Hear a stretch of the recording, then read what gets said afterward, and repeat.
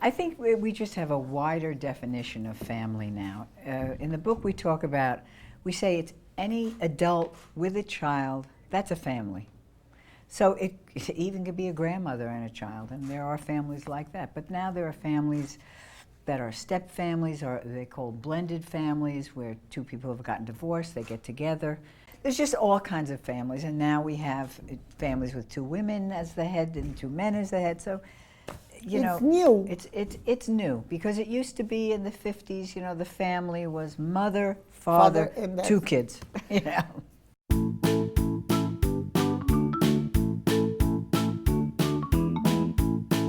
Their whole life.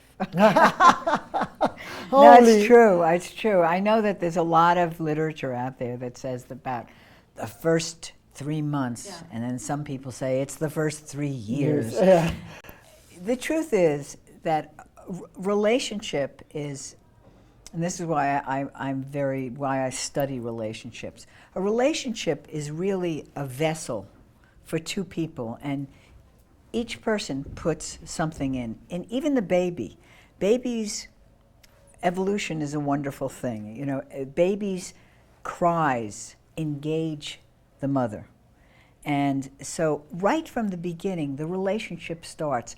But it's not just what the mother does to the baby, it's what the baby does to the mother also. So you've got these two personalities, and the baby comes in with a very definite personality. Then you've got the mother's personality. The fact is that the relationship starts developing the minute that mother holds the baby, or if it's an adopted baby, because you can't leave that out. The minute she takes that child and says, I'm going to nurture this child and be your mother, the relationship starts and it builds.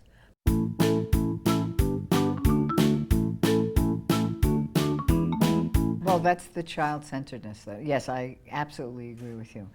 You know, a child, and there's much research now that's just starting to come back, because we're child-centered now, but it's something that's been happening since the 70s.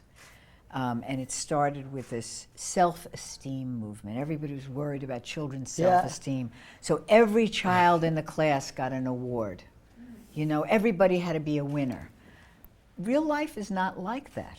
And so what happens to these children, and we're seeing this, when they get to college and they have to be on their own, they can't function. They don't know how to do anything. It doesn't do your child any good to make him think that he is so wonderful and he is so perfect, and that every time he falls and he cries, you run in and you pick him up.